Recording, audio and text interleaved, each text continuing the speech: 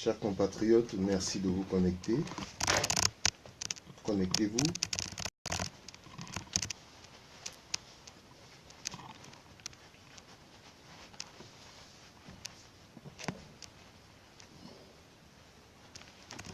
Merci de vous connecter. Je précise que nous sommes en ce net moment en compagnie d'un compatriote, un centrafricain. Pas trop stressé, monsieur Noubeumona. Non, du tout. C'est un plaisir. Merci. Connectez-vous, s'il vous plaît. Renaissance Solidarity, monsieur Cyril Ngombe, depuis Canada. Ernest Zebono, bonjour, connectez-vous. Merci de partager ce direct, ce live. Léon Junior Zuma,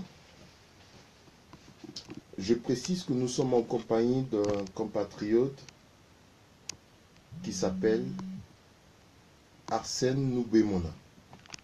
Voilà. Merci, merci, merci. On a eu un petit souci de connexion.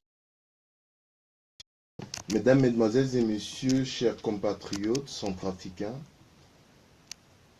bienvenue dans notre émission RJPM à la recherche à la rencontre des centrafricains et des centrafricaines qui ont réussi dans leurs domaines respectifs. Aujourd'hui, nous recevons dans notre émission Arsène Noubeumona, mécanicien de formation, ressortissant de l'UNIFOP en 1993. Après avoir travaillé chez Renault en Centrafrique, CFAO, Gakwa-Civ, réparer des véhicules d'autrui sous des manguiers comme le font les mécaniciens de chez nous, conduit des taxis dans la ville de Bangui, mais également conduit des bus sur l'axe Bangui-Sibut. J'espère que je ne me suis pas trompé. Non, non, tout à fait. Voilà.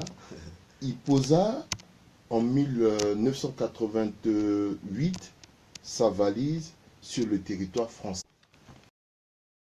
Excusons, mesdames, mesdemoiselles et messieurs, nous avons eu ce petit problème de connexion. Donc, nous revenons vers vous. Je disais tantôt, après avoir travaillé chez Renault, CFAO, Gakwa-Civ, réparer des véhicules d'autrui sous des manguiers en Centrafrique, conduit des taxis dans la ville de Bangui, pour arrondir la fin du mois, c'est normal, conduit des bus sur l'axe Bangui-Sibut.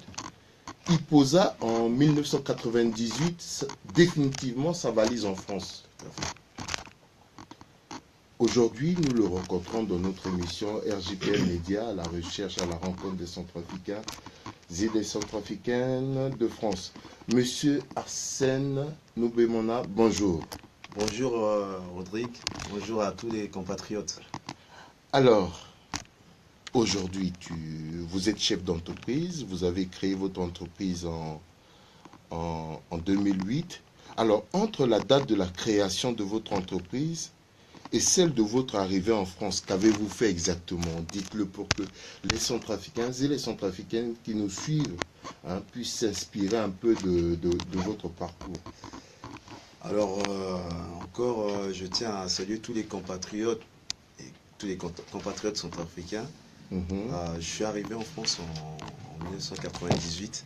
Oui. Voilà, donc entre 1998 et 2008, l'année à laquelle je me suis mis à mon compte, donc il y a eu beaucoup de mouvements qui s'est passé. Comme tout soldat, tous les gens qui sont arrivés, qui cherchent à voir leur empreinte. Donc moi j'ai fait des petits travails de gauche à droite. Oui. Voilà. Des petits travails au black, comme il y avait l'histoire des papiers, donc il fallait avoir une autorisation de travail pour avoir un travail décent. Mais vous étiez déjà un centrafricain de métier, mécanicien de formation, ressortissant de l'UNIFOP. Ça veut dire que vous avez la main, il y a le savoir-faire. Vous êtes arrivé en France en tant que mécanicien. Est-ce que, avant d'avoir les papiers, ça marchait de ce côté? Vous avez eu des véhicules à réparer? Dites-nous. Bah, heureusement j'avais ce métier dans ma poche, parce que c'était grâce à ça que j'avais mes petits pains quotidiens. Donc je faisais beaucoup de dépannage dans le secteur où j'habitais à l'époque, c'était Torcy. Voilà, donc mes compatriotes de Torcy le savent, ils peuvent en témoigner. Donc je faisais des petits dépannages sur les parkings, je dépannais des voitures, je changeais des embrayages. Petit à petit, donc je commençais à avoir un nom. Et donc le travail venait un peu de partout, on m'appelait dans chaque cité pour aller faire des dépannages. Et après j'ai un confrère mécanicien dans le quartier.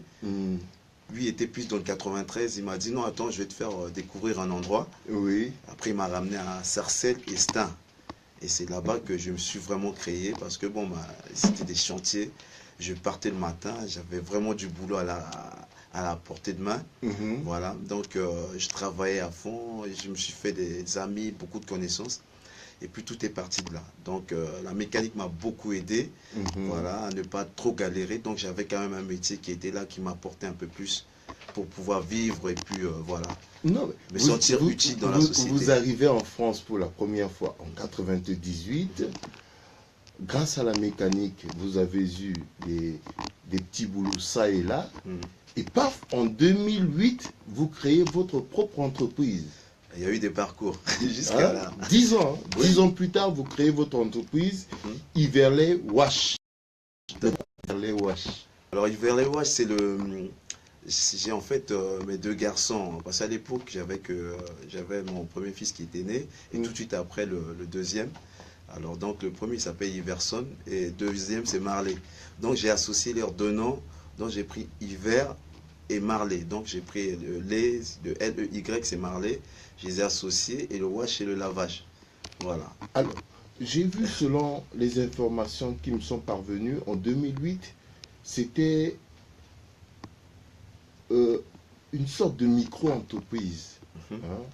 Et puis, curieusement, de 2008 à 2012, c'est devenu une société à responsabilité limitée. Tout à fait. Comment est-ce que vous avez fait pour que de micro-entreprises, vous vous retrouvez avec une société à responsabilité limitée? Ça veut dire qu'il y a, de nos jours, vous avez plus de salariés. Expliquez un peu.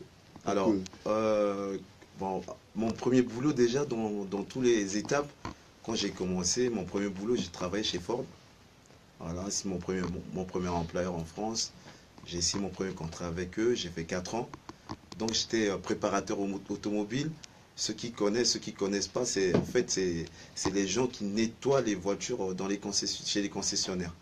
Voilà, donc les voitures neuves et occasion. Et c'est comme ça que j'ai appris à nettoyer, parce qu'il y a un système aussi différent de ce qui se passe dans les normes, quoi. En fait, quand tu nettoies tes voitures, ça n'a rien à voir avec ce qui se passe dans un garage. Et bon, donc j'ai appris ce système de nettoyage professionnel, et tellement que ça m'a plu, et j'ai croisé beaucoup de chefs d'entreprise qui étaient dans ce domaine-là, et c'est ça qui m'a poussé à me mettre à mon compte. Et donc du coup, je me suis mis à mon compte, donc j'avais que moi dans la société et mon épouse.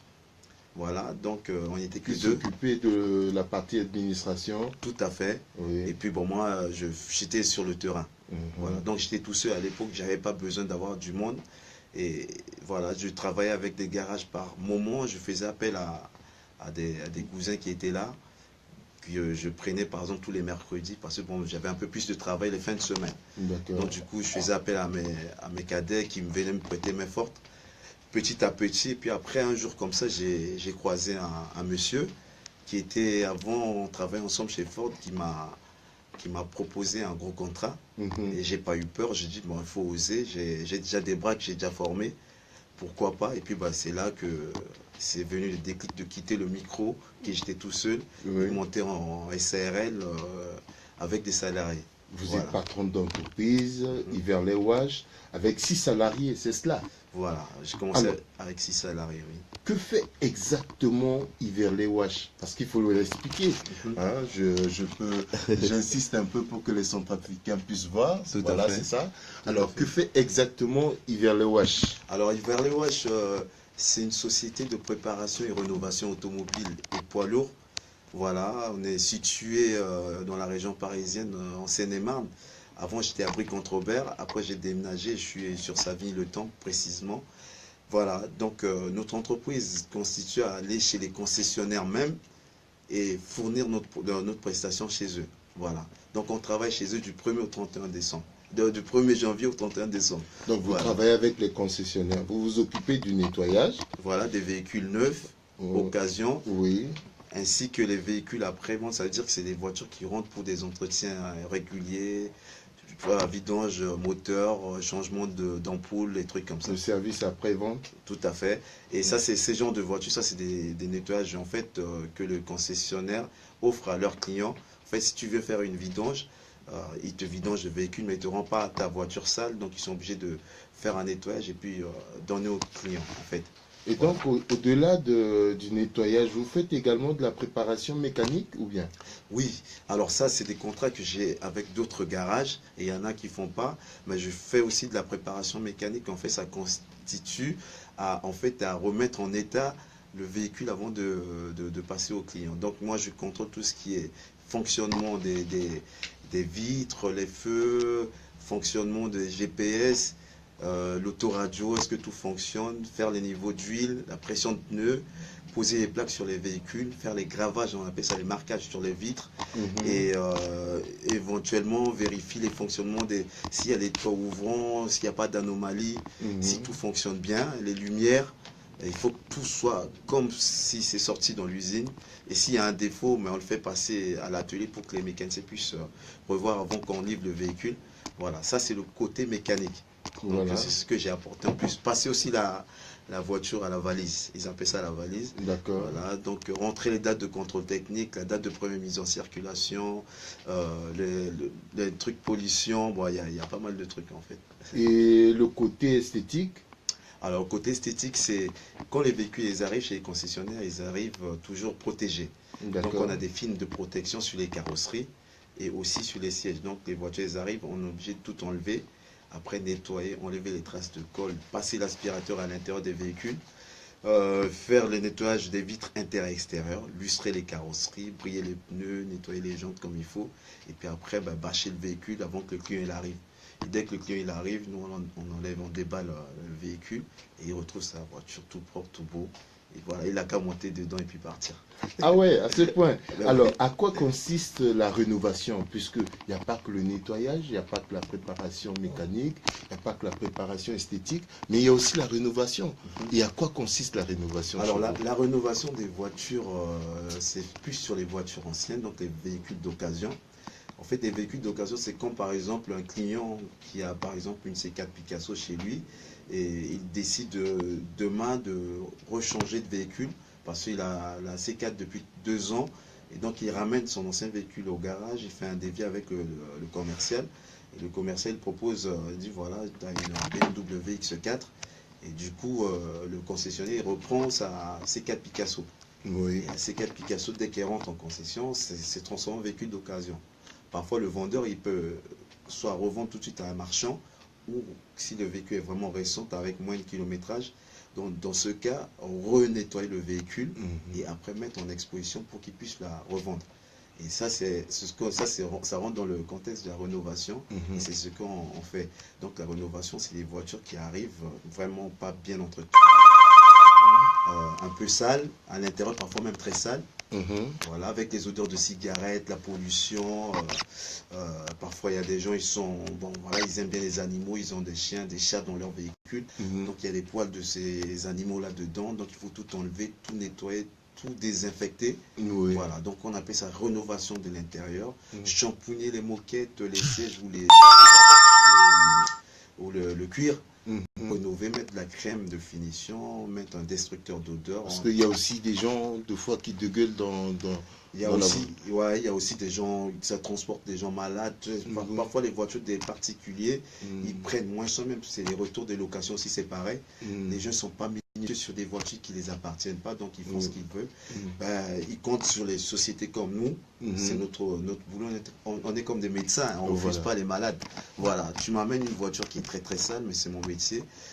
Hiver les wash est là pour rénover et puis après on redonne le véhicule au véhicule une nouvelle vie, tout propre. La carrosserie aussi pareil, on nettoie la carrosserie, les jantes, on les fait illustrer, on fait briller et puis après, bah, ça part en vitrine, ils prennent en photo, ils mettent sur leur site. Et les clients viennent essayer. Quand c'est vendu, bah, voilà, on a fait quelque chose de mieux. Donc, avant de continuer, il y a un compatriote Kizito Groth qui vous dit chapeau. Merci. Kizito. Voilà, il est à Toulouse. Un autre compatriote, Cyril Ngombe, Oui. il disait qu'il est votre il vient d'écrire qu'il est votre collègue. Vous avez fréquenté ensemble à l'époque. Si. Hein, donc, il me demande de vous passer le bonjour. Merci. Ernest Zebono vous dit également chapeau, mon Ita. Merci. Donc, vous avez la congratulation de tous les Centrafricains et les Centrafricaines qui nous suivent. Je rappelle à nos compatriotes qui nous suivent présentement que nous avons l'habitude de faire des émissions avec les Centrafricains qui excellent avec des diplômes. Hein. Mais cette fois-ci, nous sommes avec un compatriote qui a la technicité, le savoir-faire, hein, la qualité technique. Et justement, c'est ça, RGPM Média, la rencontre des Centrafricains et des Centrafricaines de France. On parle de tout le monde, de tous les Centrafricains qui excellent dans leur domaine respectif. Alors, je reviens vers vous. Vous avez parlé de la réparation technique, de la réparation esthétique, de la rénovation, du nettoyage. Est-ce que vous disposez par devers vous presque tous les produits auxquels capables de vous aider dans votre domaine respectif? Tout à fait. Dans le domaine de la préparation et rénovation, vous voyez, dans l'automobile, il y a tellement de choses à faire dans l'automobile que parfois il y a de la demande en main-d'œuvre. Vous savez, rien qu'en prenant le cas d'un intérieur de véhicule en cuir, par exemple, de couleur beige, et à force de monter, descendre, ou mettre la ceinture et l'enlever, le cuir il s'use du côté gauche, du côté chauffeur, hein, le cuir côté gauche il s'use. Et il y a des produits pour ça, pour en fait récupérer ces parties qui est complètement usée. Donc j'ai eu à faire une formation concernant ce type de travail de sellerie. En fait c'est de remettre le grain de cuir. En fait, il faut poncer le cuir. Après, on a des produits que les selliers utilisent pour en fait soit changer le teint du cuir ou récupérer le même teint. Voilà, donc tu fais des mélanges de produits, tu retrouves ta couleur, tu le fais sécher, tu mets un fixateur, et puis après tu renouvelles ce côté-là.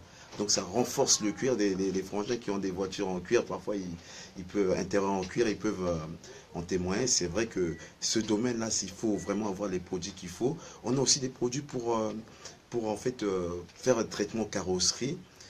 C'est des produits céramiques qui rajoutent une couche additionnelle en fait du vernis sur ta carrosserie. Si tu as une voiture de grande marque, je peux faire la publicité, c'est pas interdit, RGPM Média. Je reviens encore sur une BMW par exemple, une X6 par exemple, dernière génération. Tu fais un traitement céramique, en fait, tu gardes la teinte d'origine du véhicule, tu rajoutes maintenant ton céramique qui est comme du vernis additionnel que tu poses encore sur ta carrosserie, et du coup la carrosserie elle est protégée. Donc tout ce qui est la pollution, tout ce qui est le sel, par exemple en hiver quand les routes sont salées, c'est corrosif, quand ça tombe sur la carrosserie, tu nettoies pas, ça abîme le vernis. Donc ça protège contre tout ça. La saleté ne reste pas sur la carrosserie, elle glisse. Et quand il pleut sur le véhicule, les pluies acides, ça ne reste pas, ça perle. Donc ça descend comme une bille sur la carrosserie, ça descend. Tu vois, ça coule par terre. Donc ça fait que ton véhicule il est protégé. C'est un traitement à renouveler tous les 6 mois et c'est garanti 2 ans. Voilà, sur le véhicule. Donc il y a ce genre de traitement et il y en a pas mal aussi. Alors, donc en vous écoutant, on sent que vous connaissez votre élément, vous maîtrisez votre domaine, comme a dit Emar Dezou, on sent le savoir-faire. Bien sûr. On sent la compétence, c'est bien. C'est pour cela que Iverley pèse lourd. Parce que vous travaillez quand même avec 10 concessionnaires en France, avec les particuliers, mais avec 10 concessionnaires. Ce n'est pas donné à tout le monde. Merci de nous énumérer, moi, 2-3 concessionnaires, juste. Il n'y a pas de problème. Je travaille avec des groupes. Aujourd'hui, avant c'était les concessionnaires. À l'époque, j'ai commencé, il y avait pas mal de concessionnaires. Et maintenant, les concessions, ils sont rachetés par des groupes. Voilà, donc c'est des holdings. Et ils achètent plusieurs garages en même temps. Le groupe Buy My Car, qui est en Ile-de-France, le groupe qui a beaucoup de concessionnaires dans l'Est parisienne de BMW. Donc on a le groupe Paema-Eccar, le groupe GGE, c'est le grand garage de l'Essonne. Voilà, eux ils sont que Mercedes, mais c'est dans l'Essonne. Donc on a Viry-Châtillon, Juvisy, les Ulysses, Courtabœuf, Dourdan et Valentin. Paema-Eccar, c'est tout ce qui est l'Est parisien. Donc on a Ivry-sur-Seine, Paris, Chennevières, Saint-Thibault. Et on a le groupe Textar. Textar, c'est à Melun, à Val d'Europe, à Noisy-Champs. Oui. Voilà. Et le groupe Paris Est Evolution, c'est Audi. Voilà. Donc ils sont à Saint-Thibault. Et puis après, bon, je travaille qu'avec Saint-Thibault, mais il y a un autre garage qui, de temps en temps, je vais faire un renfort. C'est vers les Ulysses là-bas aussi. Voilà. Donc on a plusieurs groupes. Donc je travaille plus avec les marques allemandes. Donc BM, Audi, Mercedes. Je fais aussi des poids lourds. Oui. Voilà, des tracteurs. Voilà. Et c'est à Jules-les-Châtel, c'est un peu plus loin. Donc c'est des voitures à 10 roues, des semi-remorques, des véhicules frigorifiques, les longs. On fait aussi les traitements des. Tu sais, quand ils prennent des viandes, tout ça, de la viande pour aller livrer. Et après, quand le véhicule est arrêté, par exemple, pendant un moment, pour le revendre, il faut faire une décontamination des frigos. Et ça, c'est notre domaine, on le fait aussi. Voilà. Oh, Donc, 16 tonnes, des trucs comme ça, voilà. Chapeau. Alors, Merci. donc, 10 ans après la création de Iverley Wash, c'est-à-dire de 2008 à 2010, 2018, c'est cela, 2018, oui. 2018, vous voilà maintenant sans trafic. Hein? On a appris depuis quelques jours, quelques temps que vous avez décidé d'étendre, d'internationaliser, d'emmener votre entreprise en République centrafricaine. En Centrafrique, c'est aussi Iverley Wash ou c'est quelle dénomination? Alors, Iverley Wash, c'était les noms de mes deux premiers garçons que j'ai eus ici. Alors, maintenant, concernant Centrafrique, j'ai eu les deux petits avant. Et là, depuis là, j'ai en tout 4 enfants, plus le garçon que j'avais eu avec une autre femme à l'époque à Bangui. Oui. Ça fait 5. Donc, du coup, j'ai associé tous les noms des petits. Donc, j'ai fait Timka, T-I-M-K, Oui. Iverley Wash, groupe 42. Donc, Timka, Iverley Wash, groupe 42. Ça regroupe le nom de tous vos enfants. Tout, plus mes 42 ans. Et Oui. là, du coup, je descends à Bangui Plus, maintenant. plus tes 42 ans. Voilà. Hein, vous ne le faites pas. Hein? 42 balais. Voilà. Donc, Timka, Iverley, Watch, groupe 42. Voilà. C'est génial. Donc ça, c'est le nom de la société de Bangui. Mhm. Voilà, qui consiste aussi à faire le nettoyage et rénovation des véhicules. Donc on a ramené de la technicité dans le lavage, éviter à ce que il y a beaucoup de voitures de luxe à Bangui, mais il n'y a pas de lavage adéquat. Il y a certes des contrats qui font des lavages, mais ils n'ont pas vraiment les outils que nous on a ici. Donc nous on a fait ce qu'on appelle le transfert de compétences. On délocalise pas tout, hein, mais on récupère tout ce qu'on a comme matos, comme technique de travail. On le ramène sur Bangui et après on fait appel à des compatriotes qu'on va les former, nos collaborateurs même dans la société. On les apprenne comment il faut faire pour faire un lavage de véhicules à sec, sans eau. S'il y a coupure d'eau aujourd'hui, les gens ils paniquent. Ah, il faut chercher de l'eau, ils cherchent avec de seau, tout ça. Non, nous on a des produits de lavage écologique qui existent ici en France, qu'on a rapatrié à Bangui. Par la chance qu'on envoie à chaque fois des véhicules là-bas, donc on a réussi à mettre quelques bidons pour faire ramener sur Bangui. Donc on les apprenne à nettoyer des voitures sans eau. On les apprenne à nettoyer des voitures, à rénover les intérieurs comme je fais ici. Voilà, avec quelques frères qui sont avec nous, on descend à Bangui pour les apprendre ça. Donc nettoyage intérieur, nettoyage aussi de carrosserie, rénovation des optiques de phare, parce que chez nous il y a beaucoup de pollution, plus la chaleur. Donc du coup, si tu descends à Bangui, tu vois visiblement que les voitures, ils ont les phares, mais ils sont opaques, ils sont jaunes. Voilà, ils perdent leur brillance. Et qu'est-ce qu'il faut faire? Il faut les poncer, il faut les lustrer pour que ça soit rénové. Là-bas, ils nettoient avec l'essence, je pense au kilomètre, ils font ça avec de l'essence. Mais nous, on a ramené un autre système, plus simple à faire, avec des papiers abrasifs à l'eau. On ponce l'optique Après, on prend notre lustron pour rénover les phares.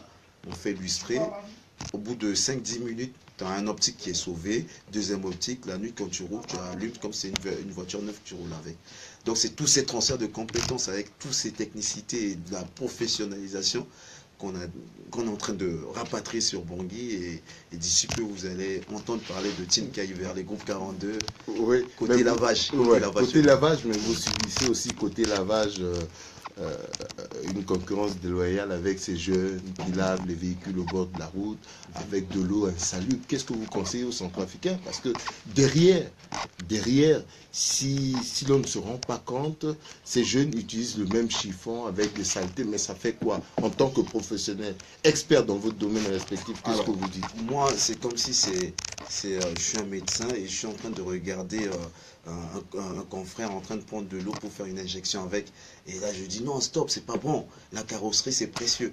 Vous voyez, on utilise le technique de traitement céramique ou du téflon pour protéger les carrosseries des voitures de valeur. Tu as une voiture, peu importe la voiture que dans la main, tu as dans la main, mais c'est de l'argent aussi. Tu prends soin de ta voiture. Pendant 10 ans, tu roules avec. Quand tu la revends, tu vas la vendre peut-être un peu plus cher parce que la voiture a démodé, mais elle a encore de la cote et elle est propre au niveau carrosserie. Là, tu peux être gagnant. Donc ça, c'est ce qu'on va véhiculer et puis éduquer aux frères. Les chiffons que les petits utilisent pour nettoyer les voitures, c'est pas adéquat. Ça fait des micro-rayures, tu vois.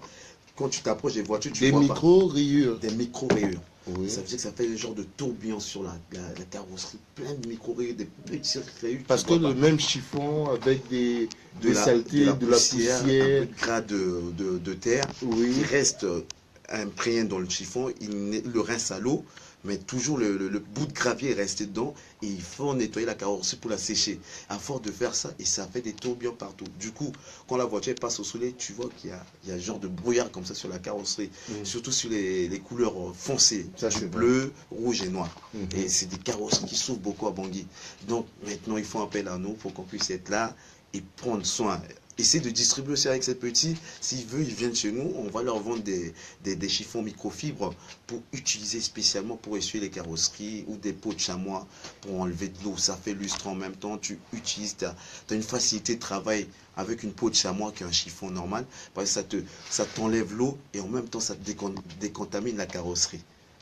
Donc, c'est des procédures qu'on va ramener petit à petit et puis on va essayer de faire évoluer le marché de lavage autour en Centrafrique. Donc, à vous entendre parler, Timka, Iverly Wash est juste en phase d'implantation. Implantation au niveau lavage, mais par contre, dans d'autres domaines, parce que nous, on est des distributeurs aussi de la marque BMW officiellement, c'est nous, groupe 42 à Bangui.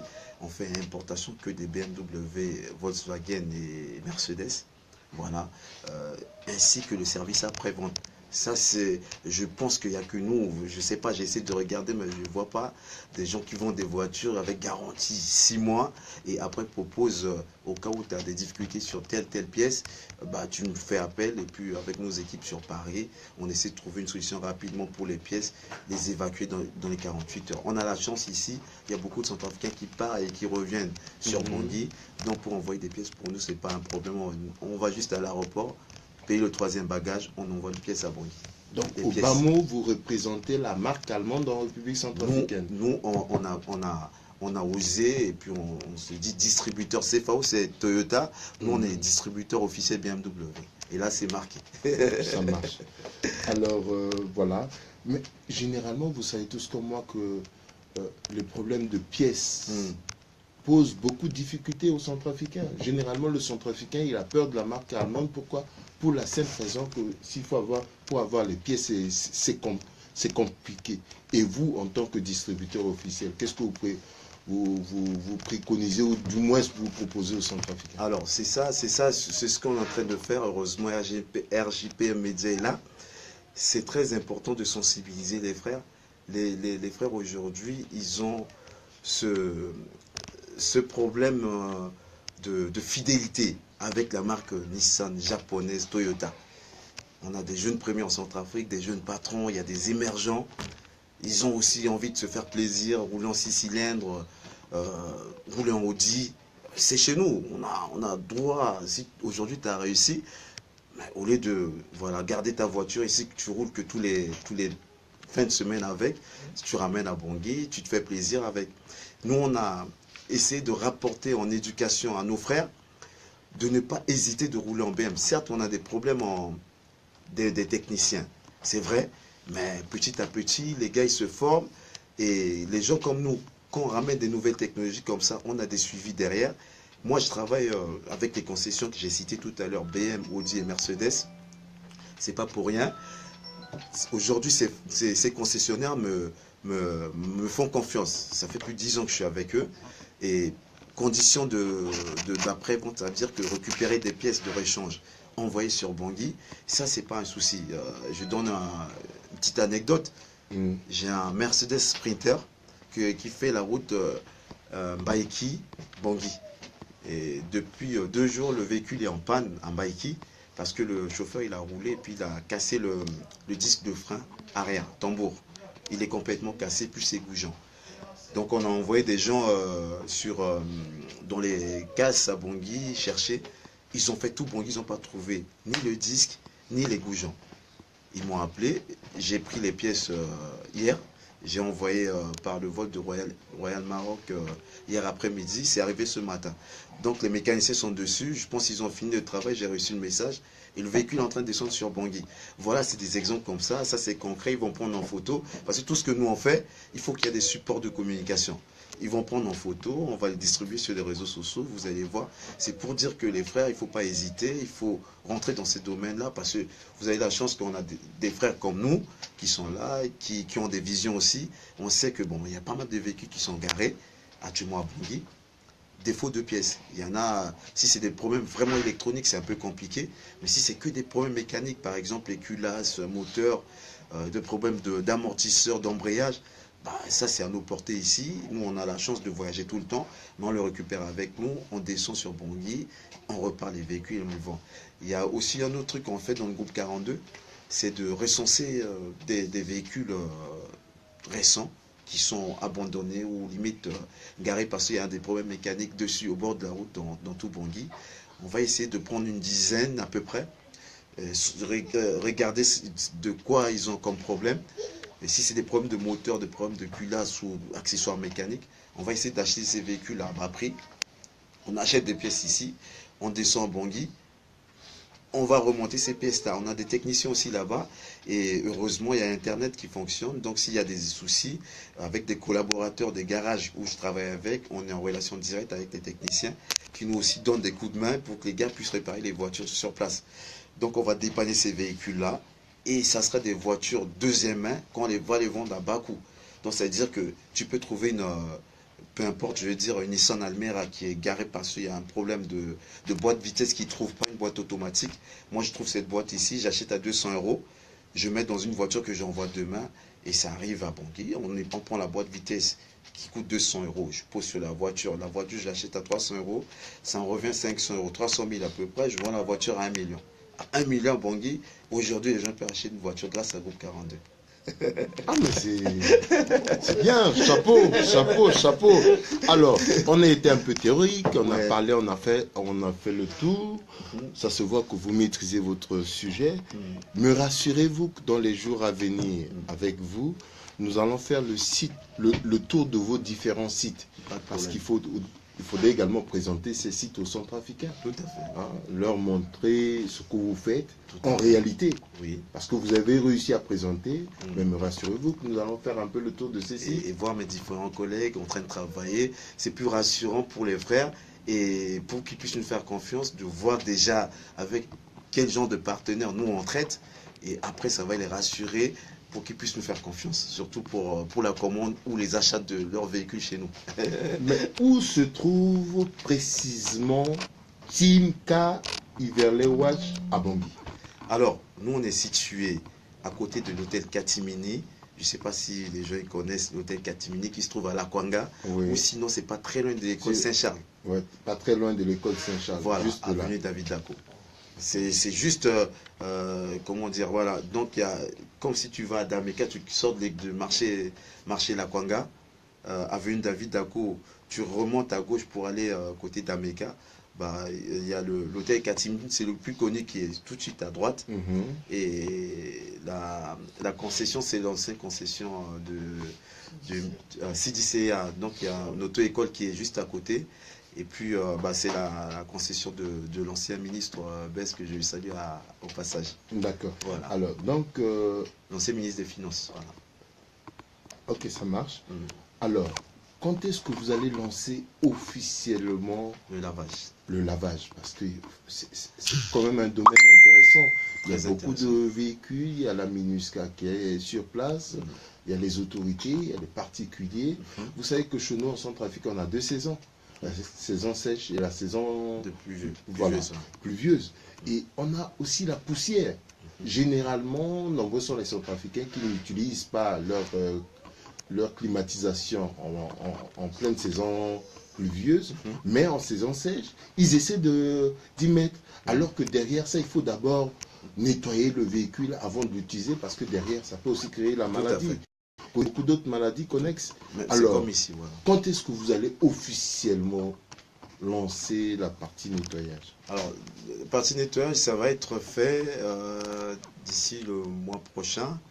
Je vais faire une descente vite fait à Bangui et installer les dernières finitions, parce qu'on a des matériaux qui sont rentrés là avant-hier sur Bangui. Donc on va finaliser et construire notre piste de lavage. On va faire quelque chose vraiment à l'européenne.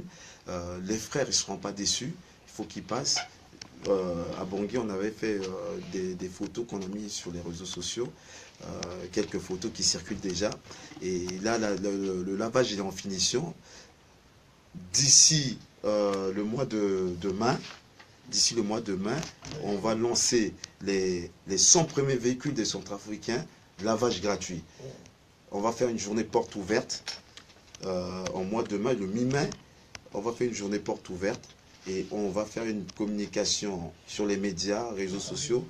Tous les Centrafricains, les 100 premières voitures, ça veut dire qu'on a besoin vraiment de l'embouteillage. Que ce soit particulier, professionnel, peu importe, MINUSCA, la primature, la présidence, juste pour qu'on puisse essayer. Les 100 premières voitures qui arriveront sur notre site, on va faire des traitements de clim gratuits, nettoyage intérieur gratuit, nettoyage extérieur de carrosserie gratuit, et on va offrir en plus un traitement carrosserie, une protection longue durée qui va protéger tout contre l'insalubrité, contre la pollution, contre le soleil, voilà. Alors, quels sont les équipements de nettoyage que vous disposez déjà sur place sur votre site à Bangui? Alors, sur place à Bangui, on a déjà des aspirateurs injection, extraction pour nettoyer la moquette, avec la poussière, la boue. Tu montes dans une voiture, par exemple un taxi, tu vois que tu ne trouves même pas la moquette. Donc on a des appareils pour ça. C'est un 50 litres, un injecteur extracteur. On a des aspirateurs à eau et poussière. On a des nettoyants vapeur, aspirateur, injecteur, extracteur. Nettoyage, comment on appelle ça? Nettoyeur à vapeur. Nettoyeur à vapeur, voilà, je suis un peu perdu tellement il y a des choses. Le Karcher, nettoyeur haute pression, oui. On a aussi ça. On a des produits de nettoyage, le nettoyant jante, les dégraissants de carrosserie, des goudronnants pour enlever les traces de colle. Tu sais qu'il y a des voitures parfois qui arrivent de Douala avec des étiquettes collées sur les carreaux. Et les voitures restent comme ça jusqu'à ce que les voitures tombent en panne. Ils n'arrivent pas à enlever tous les autocollants qu'ils mettent sur les trucs. Donc nous, on a des appareils pour ça. On enlève et on prend les dégoudronnants. C'est pour nettoyer les traces de colle sur la carrosserie. Donc on fait sur les vitres, tout ça. Et puis du coup, tu retrouves ta voiture comme si elle vient de l'Europe. Oui. Voilà. Mais est-ce que déjà sur place à Bangui, il y a une équipe Il y a une équipe sur place qui travaille. Ils sont sur place, ils sont dans la vente pour le moment, ils sont dans la vente de nos véhicules et aussi des pièces de rechange. On fait des marques allemandes, mais aussi d'autres marques. Si les gens ils sont intéressés, ils peuvent passer par nos chemins, voir les modalités pour qu'on puisse commander. Voilà. On fait aussi, j'ai oublié de te dire tout à l'heure, on fait aussi des facilités de paiement. Voilà, on fait des paiements à 4 fois sans frais. On essaie d'arranger tout le monde pour qu'ils puissent voilà, il faut quand même signer des papiers, tout ça pour que, voilà. Mais on fait des paiements, c'est 4 fois sans frais pour que les gens ils peuvent acheter des véhicules chez nous et puis payer en plusieurs fois. C'est d'arranger tout le monde, on va évoluer petit à petit, ça. Ouais, c'est bien. Alors, un mot à l'endroit des centrafricains, les usagers de la route, les propriétaires de véhicules, ceux qui sont dans le besoin. Alors, tous les Centrafricains, je demande voilà, de croire à nos projets. Ça fait à peu près 2 ans qu'on est installé sur Bangui et plus de 10 ans ici en France. Donc voilà, il y a quelque chose qui est en train de se mettre en place. C'est très important pour que les Centrafricains puissent nous soutenir. On a besoin vraiment qu'ils viennent découvrir, même quitte à ce qu'ils essaient les véhicules chez nous, ils voient comment ça se passe. Il y a une équipe aussi, une petite équipe, comme j'avais oublié de répondre, il reste 5 qui sont là-bas pour s'occuper aussi de nettoyage, mais là, ça reste que pour le groupe. C'est-à-dire que nos véhicules, avant de les vendre, on doit tout vérifier, tout rénover avant de donner aux clients. Donc, on a une équipe aussi de nettoyage qui est sur place. À chaque essai ou à chaque sortie de véhicule, quand le véhicule rentre au site, il faut que ça soit nettoyé, en état, bâché, et puis après le lendemain, on sort le véhicule. S'il y a quelqu'un qui vient d'essayer ou il a envie de voir comment c'est, bah, on le fait essayer ou voilà. C'est tout ça. Alors, merci, monsieur Arsène Obemona. Oui, il n'y a pas de problème, c'est moi qui vous remercie. Voilà, RGPN. centrafricains, centrafricaines, chers compatriotes, notre émission tire à sa fin. C'était une émission que nous avons organisée en collaboration avec M. Arsène Obemona, un centrafricain de la diaspora qui excelle dans son domaine respectif. À vous qui nous avez suivis depuis le début, nous vous disons merci. Merci pour votre présence, merci pour votre soutien, merci pour vos mots joliment agencés à l'endroit de notre compatriote Arsène Obemona. Merci beaucoup. Donc nous vous donnons rendez-vous dans les jours à venir pour une autre édition avec Arsène Obemona. Et cette fois-ci, ce serait sur le site, sur ces différents sites. Chers compatriotes, merci et bonne soirée. Au revoir. Au revoir.